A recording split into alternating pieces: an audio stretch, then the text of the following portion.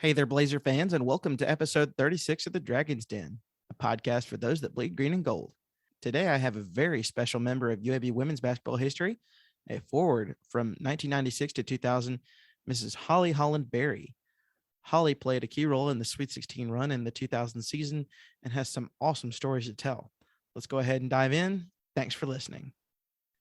All right, Blazer fans, I've got my guest here for episode 36 of the Dragon's Den, a former women's basketball forward from 1996 to 2000, Mrs. Holly Holland-Berry.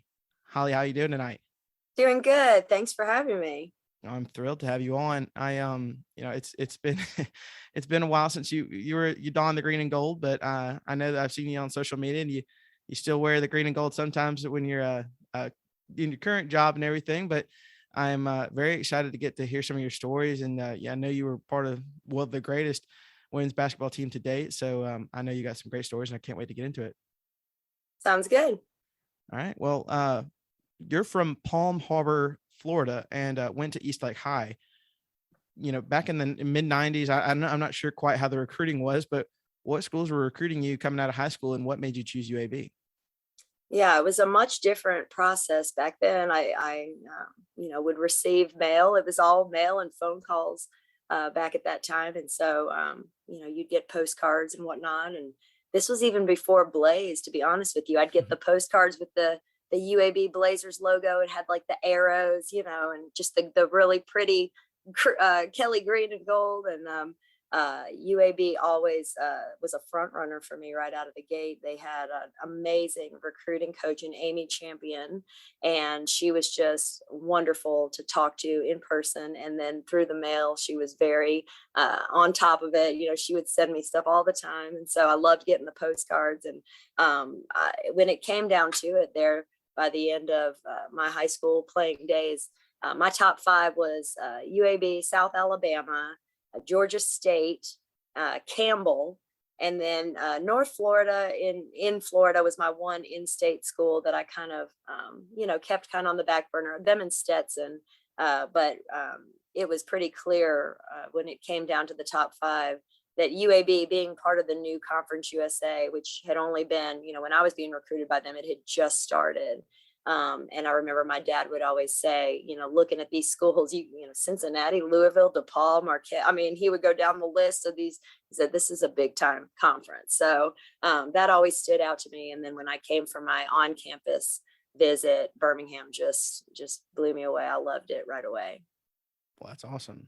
Your freshman season, UAB went 14-14 and 5-9. And as you mentioned, the Blazers' second year in Conference USA. How much did you play in your freshman season, and what did you learn going from high school to the college level?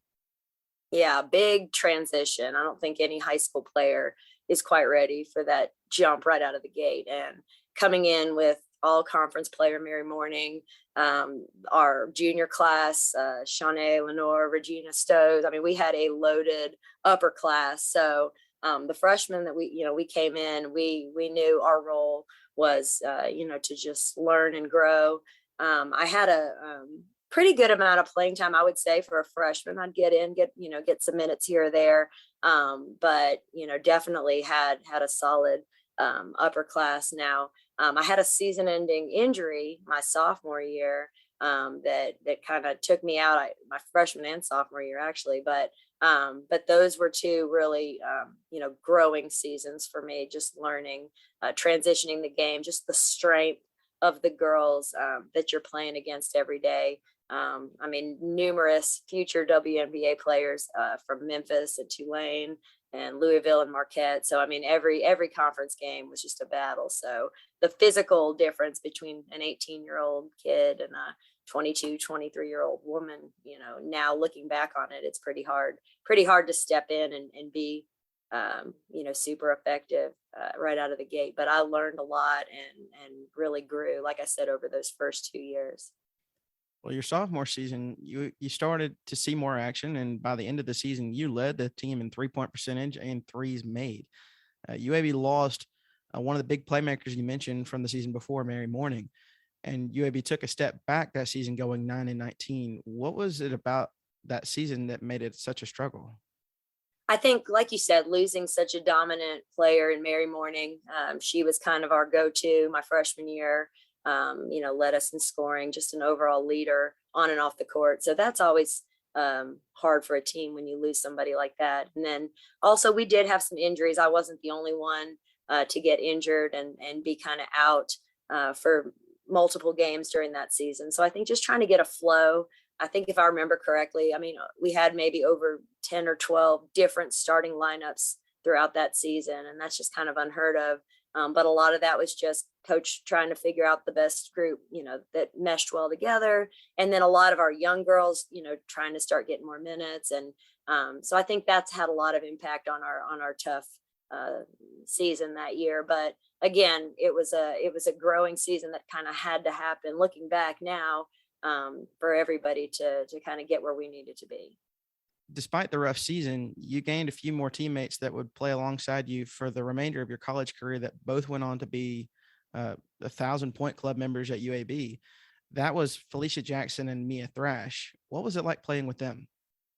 I mean, just gamers. I mean, Felicia Jackson, she was not a point guard when she came to UAB, ended up kind of taking some of that role by the end of her career. But I mean, just you could trust the ball in her hands. She knew what to do with it. She was a great passer. She could shoot it. She could drive. Mia Thrash, same thing. I mean, just all around complete player. So having those two as guards, kind of pushing me every day, having to go against them in practice, definitely made me a better player. And just watching them and what they were able to do, had a good yin yang kind of thing going. I felt like they were looking for me on the perimeter. They could drive, draw my help defense, kick. And like I said, they always made the right play, whether it was, getting to the hoop or finding the shooter. But yeah, two great UAB players right there. Well, your junior season, it also came with a huge new addition to the team, Deanna Jackson. Deanna went on to be in the UAB Athletics Hall of Fame and the 8th overall pick in the 2002 WNBA draft. What was your first impression of Deanna, and what was it like playing with her?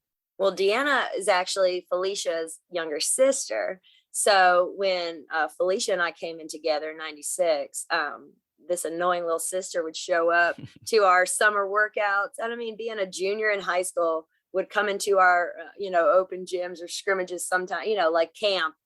We'd have her there, and I mean, just be trash talking everybody and killing everybody. And like, gosh, this kid, So when she got to UAB, finally got her there, I knew already what to expect from her. She was a competitive, feisty, didn't care that she was a freshman, you were a junior or senior.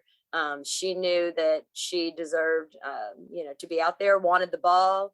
If you didn't find her when she was open, you're going to hear about it. Hated to lose,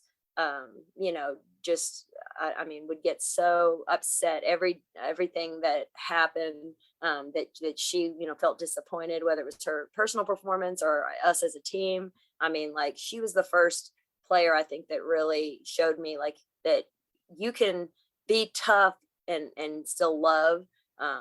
She didn't hold back. If she felt like you weren't going hard, whether it was practice or game, she'd call you out on it.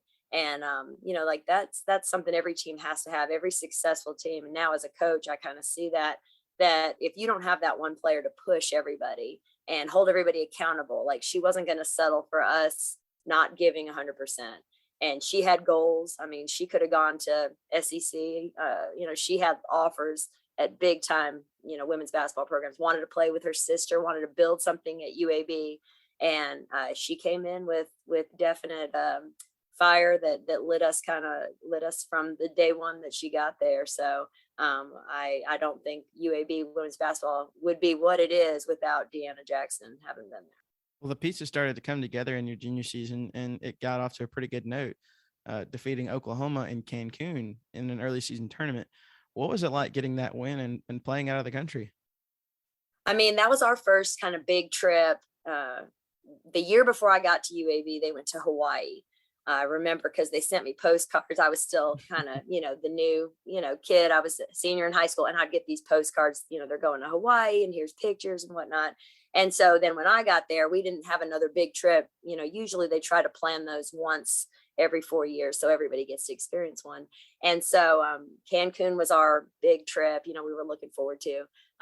It was really interesting. I mean, you think, oh, we're going overseas, gonna, play, and we were in this tiny little gym with no air conditioning. It was kind of a different feel than what I expected, like 3 rows of bleachers on either side, just kind of not really the accommodations that I had pictured, but yeah, we played Oklahoma there. And I don't think anybody, a lot of people in women's basketball knew who UAB was, and maybe they underestimated us, but we came out strong in that game. And I think leaving Mexico, coming back and getting ready for conference play after that, we just felt so confident that, we could play with anybody, and we were ready to take on the tough conference schedule that we had ahead of us because of that.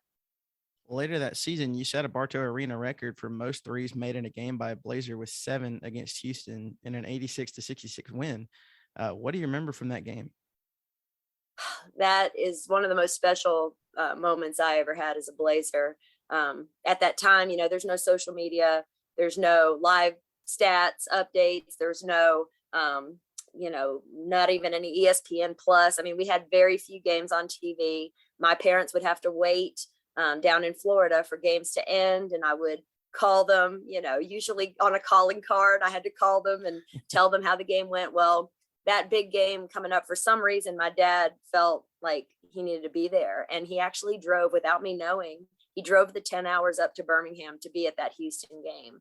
And then that was the game I hit the 7 threes. And so that's what I will always remember about that game, not knowing my dad was coming, seeing him there, and then having that performance, having him there to share that with me was very, very special. My dad was my first coach growing up, taught me everything that I know about the game, was my biggest supporter, my biggest fan. And so having him, like I said, just kind of feel like he needed to be there for that game, and then having that game be as special as it was, that's what I will always remember about it.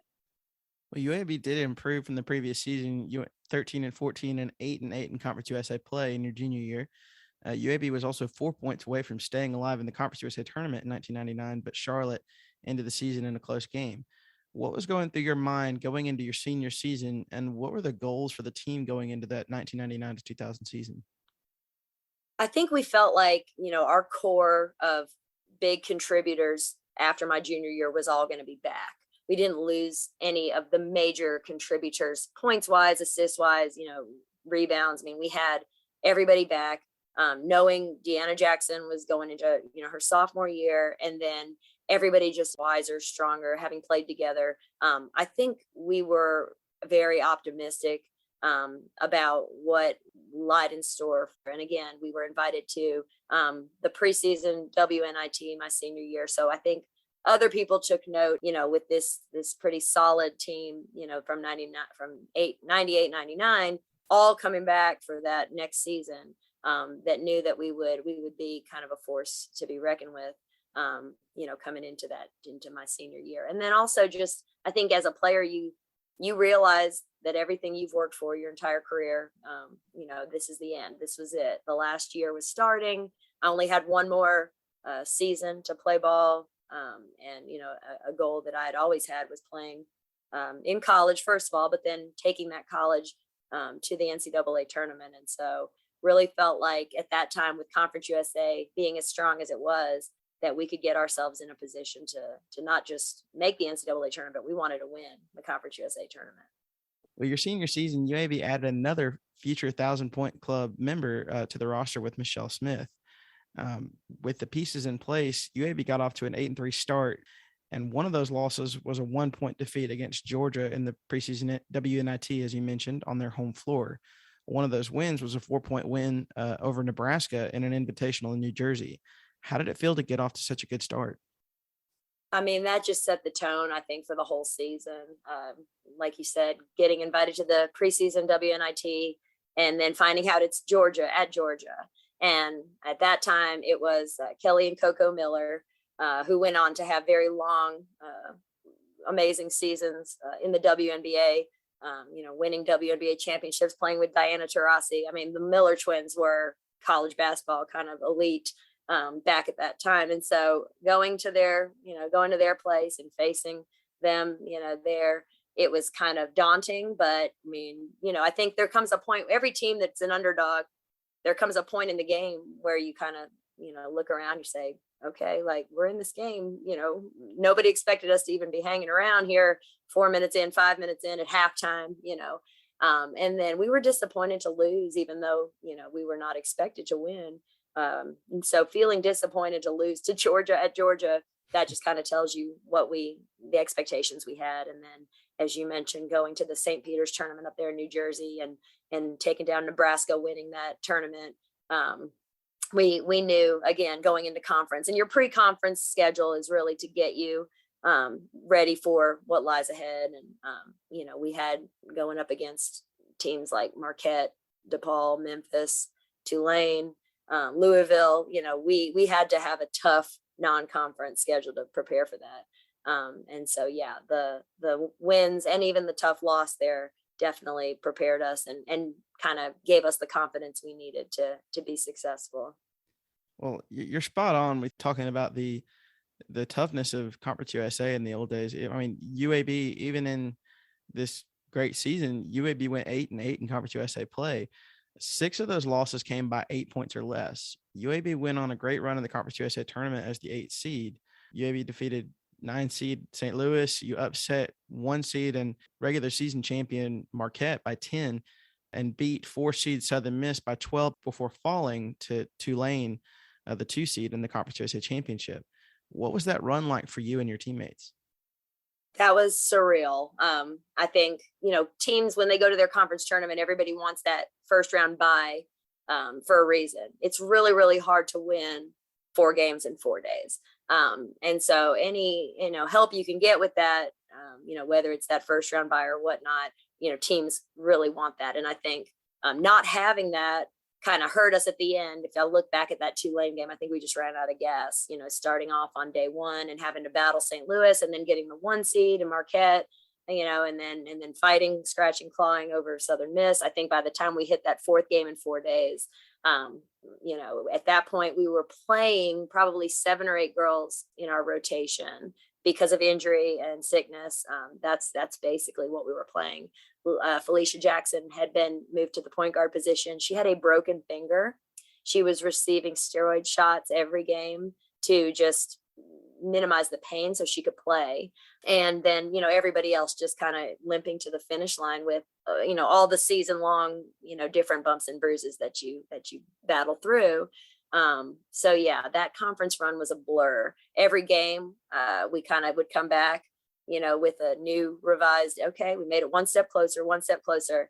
And I'll tell you, going into the conference tournament 8th seed, I'm not going to say we had lost hope of making it to the NCAA tournament, but it definitely wasn't forefront in our mind, because we knew how hard of a challenge that was going to be. So, definitely when we bumped off Marquette, we thought, okay, that was a big signature win, but then we just wanted to win the Conference USA tournament. I don't remember thinking anything past just like, I want to win Conference USA championship. So to fall so close to Tulane, I think that was like the 3rd loss, that we had to them. We just could not get them. And again, another team with multiple WNBA future superstars, Grace Daly, Janelle Burse. Those girls went on to be in WNBA stars. So, it was disappointing. And we returned to Birmingham from Louisville, kind of starting to hear rumblings about being on the bubble. But again, it was kind of a long shot. I think we felt more confident about getting in the NIT. Let's go win the NIT, and that was kind of more realistic. The making the NCAA tournament was definitely a long shot, and we knew it just because of our, regular season record and seeding. So. Well, as you mentioned, Tulane was one team that always gave y'all fits. You played them twice in the regular season. Both times the Green Wave were ranked, and you lost by 5 points combined in the championship. It was only a 3-point loss. You mentioned they had some star power, but what about them made it so hard to beat?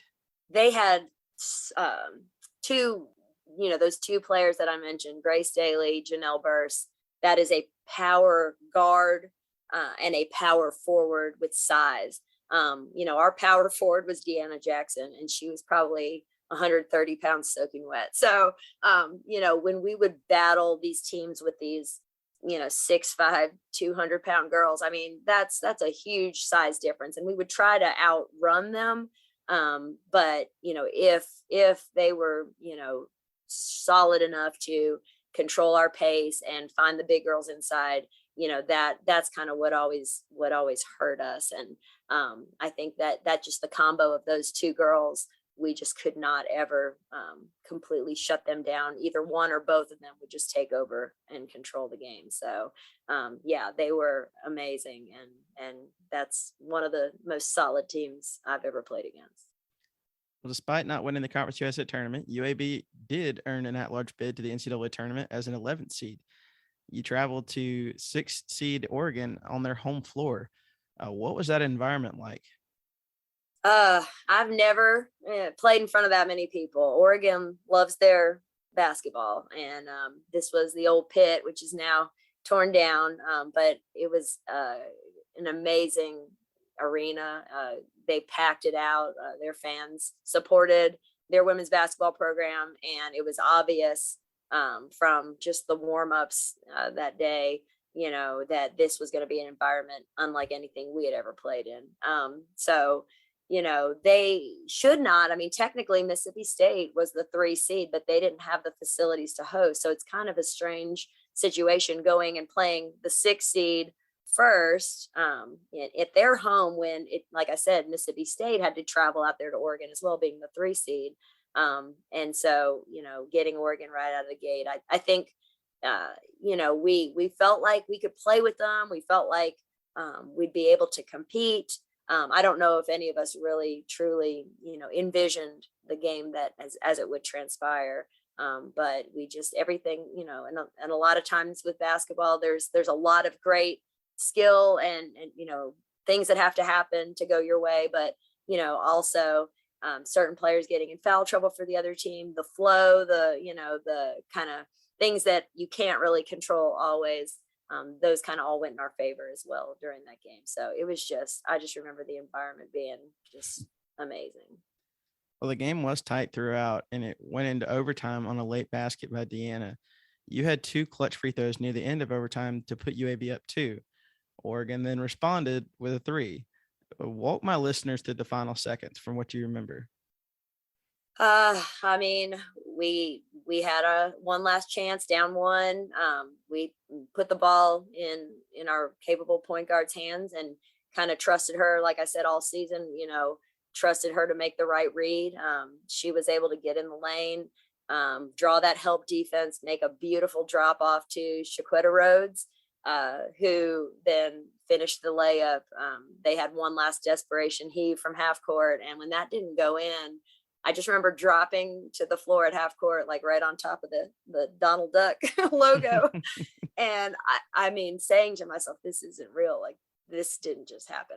That it's something that every athlete, I think, you can imagine and dream and, wish for and work for. But when you're actually in that moment, I think it's just absolutely surreal. And everybody then dogpiling and ESPN people coming out. And I mean, Jean Bartow was there. I mean, I think it was a Cinderella story. When they say Cinderella, it is absolutely a true analogy, because that's exactly what it felt like. The UAB did go on to face 3 seed Mississippi State, who was led by LaToya Thomas, the nation's top scoring freshman. Mississippi State tried to lock down on Deanna, but that freed you up for a big night with 21 points, and you hit 4-7 from 3. What was going through your mind in that game? Well, I think the pressure was off after the Oregon win. And another great thing about Oregon basketball fans was, they could have, cashed out their tickets after their team went down. Every single one of those people showed back up that next night, and they were cheering for us. So I think that, like I said, that helped so much. It was almost like a home game, but a home game unlike any we had ever had in Bartow. We had a packed out house that wanted to see us, the team that took down their team wanted to see us do it again. And so the environment was just kind of, again, like deafening. And we got off to such a big start. I mean, I think we were up at one point, 15-ish. I feel like we just controlled that whole game. We controlled the tempo. We took care of the basketball. We didn't have very many turnovers. We played great defense, all around just kind of in our element. And again, I don't remember even being nervous or worried. It just felt really free. And again, when you're in that kind of underdog situation, it's kind of a benefit sometimes, because the expectations, all the pressure and expectations were on them. We just played our game. We played our, UAB style basketball that we had played all season long. And they made a run kind of late in the game. But I just remember, like I said, I don't remember feeling like it was a completely different feel from the Oregon game, where it was nip and tuck and kind of scratching, clawing.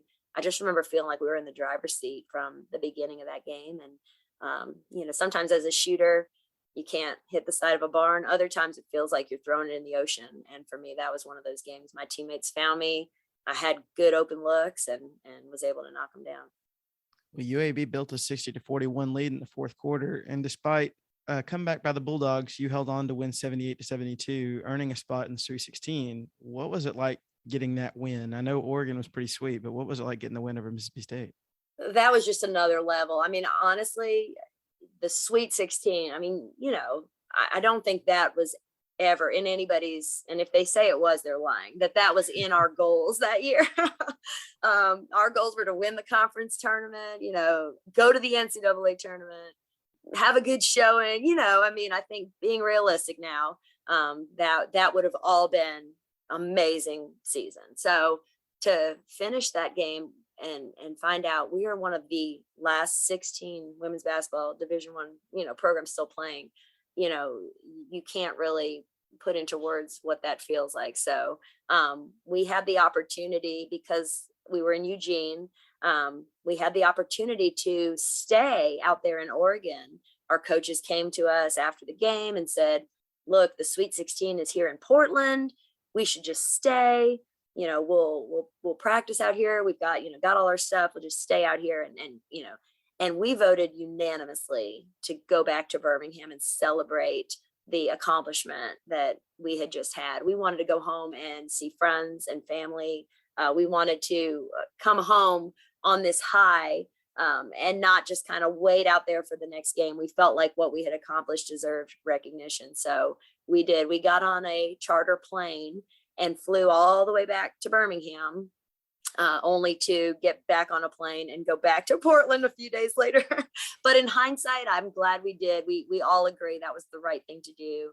We had never had that much fanfare before. We got off a charter plane, had police escorts back to Bartow, had our supportive band and cheerleaders, and the news, was there when we got off that bus to kind of celebrate what we had accomplished. And if we had waited and come back, after the Rutgers game, I'm not saying they wouldn't have still been there, but it was just a good feeling coming home on those two wins.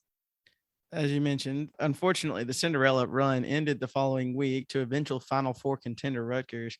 UAB had a lot to be proud of, though, being the only Conference USA team in women's basketball history to make the Sweet 16, and that is past and current. UAB is still the only team, and that specific team is the only team to make it to the Sweet 16 for women's basketball. What did it feel like to finally get to the big dance and to make that run in your senior season after a few years of highs and lows? It was a complete God thing. I had moments during the injuries I battled my freshman, sophomore year. I was homesick a lot. I was the furthest one from home at that time, being 10 hours away. So I was challenged throughout that 4 years at UAB. I had every opportunity to leave and bail. We struggled, as you mentioned, you named some of our records, horrible. I didn't always play as much as, someone might want to play. I had injuries that I had to recover and come back from. And, looking back on it, I know that the whole reason I stayed was for the way that my career ended. And so I've taken that lesson into my life now. And I try to let everybody that comes in contact with me know that when I'm facing something tough, a struggle, something that would be really easy to bail on, you just never know when your Sweet 16 moment might pop up. That's a really cool saying. I love that. Well, so what was it like playing for Coach Jeannie Milling? Loved Coach Milling. Like I said, I mentioned Coach Amy Champion. She was the, top assistant. She was the recruiter. She was kind of the players coach. And I think every college staff has you have your head coach, and then you have your players coach that the players have to go to and kind of talk to more than they will with the head coach. But Coach Milling and I had and still have a great relationship. I talk to her all the time. She's retired now. She lives up on Smith Lake, and we talk at least once a month, if not more. She is enjoying now seeing my daughter play basketball and kind of follow in my footsteps as far as, finding a passion and a love for the game. Anything that clips that she's seen of my daughter play, she will just say, oh, how much that just reminds her of me.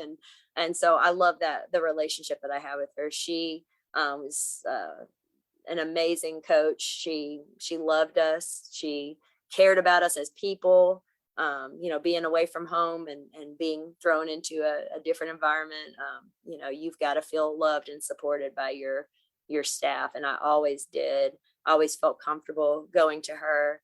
And, like I said, even during the lows, being hurt or homesick, and, she was always like a mother figure to me there on campus. And I spent a few holidays with her as well. All my other teammates had, within driving distance, Tennessee, Georgia, Alabama, they could get home and they would invite me. I would go with them as well several times, but then sometimes, it would just be me and the coaching staff, for a long weekend. I couldn't get all the way back home to the Tampa area. So I had many a time where I'd be at their houses, eating or going to a movie, or just them taking me in as the as the kid who was the furthest from home. So definitely loved and cherished that relationship.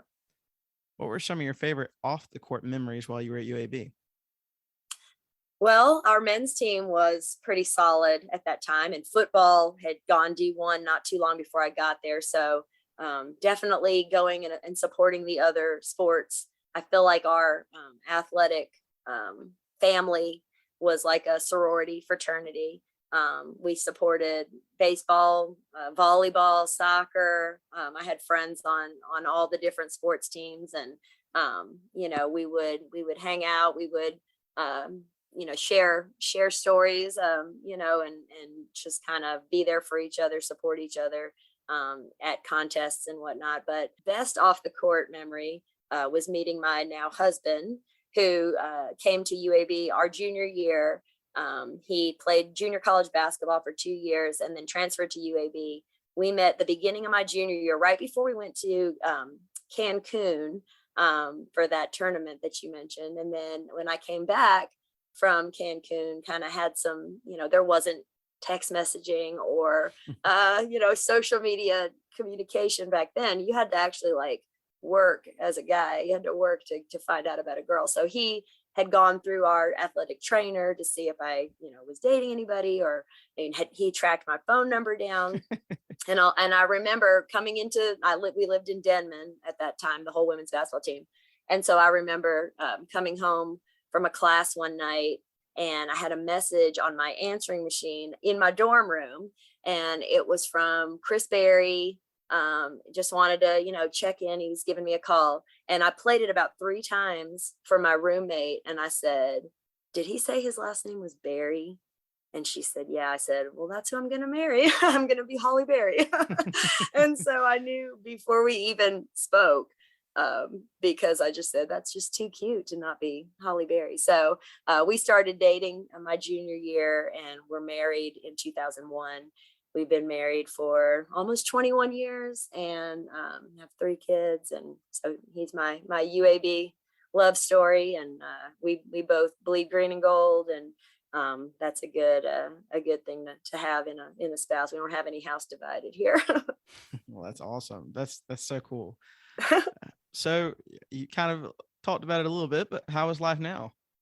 It's great. My husband and I both are employed by Jefferson County Schools. He teaches at Gardendale High School. I teach at Gardendale Elementary School, and we are both the varsity head coaches of the basketball programs in Gardendale. So that happened about 3 years ago, just kind of another twist. I never wanted to be a coach. You can ask anybody that I played with. That was not going to be my thing. I was a broadcasting major. I was going to do broadcasting, and that did have a run for me for a little while. I did get to do that some post graduation, but then I also went back, got my master's in elementary ed. So the coaching thing has come very organically. About 3 years ago, my husband accepted the job as the girls varsity coach, and I was his assistant. That's how they got me in the door. And then they offered him the boys coaching job the next year. And I was kind of, left without my head coach. I think it was just kind of a given. I would take over the girls program, and with a daughter and 2 sons now coming up, loving the game. We just want to make sure that we teach a love of the sport through the fundamentals and the skill work that we do with our young athletes.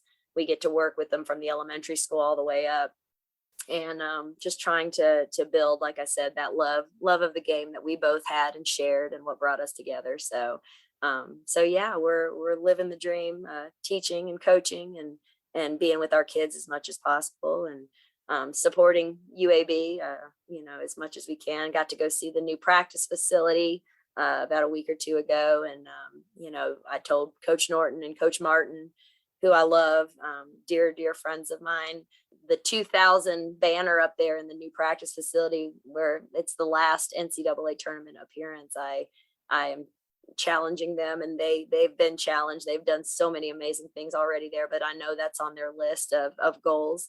And I believe they are doing the right things to make that happen. So I want to see another year up there for UAB women's basketball as NCAA tournament appearances. So how can my listeners engage with you now? I do a little social media. I'm old, so I mentioned to you, I'm on Twitter, but I'm not really on it as much. I'm on Instagram and Facebook, but again, I'm around the Birmingham area. My husband and I are very involved right now with, like I said, our daughter, who's the furthest along the pipeline of our 3 kids. We're coaching her AAU basketball team. She's playing with a group called ABA, Alabama Basketball Academy. In fact, we just got back from a tournament in Knoxville. So, anything having to do with basketball, if there's a basketball court, you'll probably see us there, either on the men's or the women's side.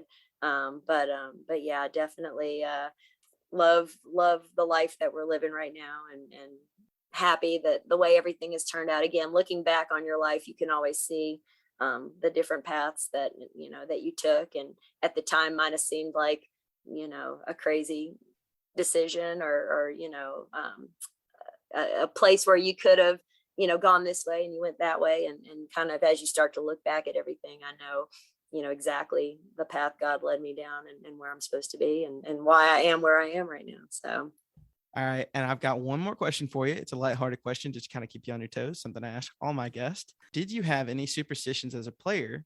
And do you have any weird superstitions now? I'm so glad you asked this question. My teammates would attest to this. This is true. I wore a ladybug pin on my jersey, on the inside of my jersey, every single game, leading up to and during the Sweet 16 run. This is the best part of this story. When we were in Oregon at our shoot around before the Oregon game, I actually stopped our shoot around practice because there was a ladybug on the court. And my teammates all knew that I had a weird, ladybug superstition. And so we literally stopped the shoot around, rescued the ladybug off the court, set it free, outside of the pit court. I mean, crazy. I mean, you don't get much shoot around time. So this was sacred minutes, but everyone helped in this, process, getting the ladybug off the floor. And then to go on and do what we did after that. I think to me, that just is my superstition was kind of verified and validated in that moment. But yeah, I had a thing for ladybugs, and it was weird, but I don't still have that current superstition. I will still do things though with my daughter now, in her games, like she played really good or had, we got to do the same hairstyle. Or you got to wear those same socks. Where's those socks you wore in that last game? You need to wear. Don't wear those socks. No, don't wear those from that game. You got to wear these. So weird stuff like that. But I think every athlete has weird things like that. But the ladybug thing was probably the coolest superstition turn reality story that I had as a player. Well, that's awesome. Holly, I really appreciated your time, and I really loved hearing your stories. Looking back on it now, it's so hard to find that part of history and stuff. Just like you mentioned, it's not that much media coverage. So I really thoroughly enjoyed hearing your stories and getting to know a little bit more about that part of history. And thank you so much for your part in Blazer history. Well, thank you for what you're doing for UAB athletics, not just current, but past. I mean, this is something that means a lot to the former players who, put on that green and gold and still feel, part of Blazer tradition and history. And it means a lot to be able to share these stories with people like you said that didn't really know. It was a different time. So appreciate you and for doing this. Well, I'm definitely happy to do it. So thank you so much again, and go Blazers. All right. I want to thank Holly for her time and great stories. If you get the chance to meet Holly, take it. She has a tremendous passion for the game and so many stories that we talked about off the air that diehard Blazer fans would really appreciate. So thanks again, Holly, and thank you for listening. I apologize for the recent hiatus from the episodes. For those that don't know, I recently got married, and with the honeymoon and getting back into normal scheduling, I had to take a step back. But I'm really looking forward to some of the guests that I have coming soon, and I know you will too. No This Week in Blazer History segment this week, so I will see you next time. Thanks again for joining me. Good night, and go Blazers.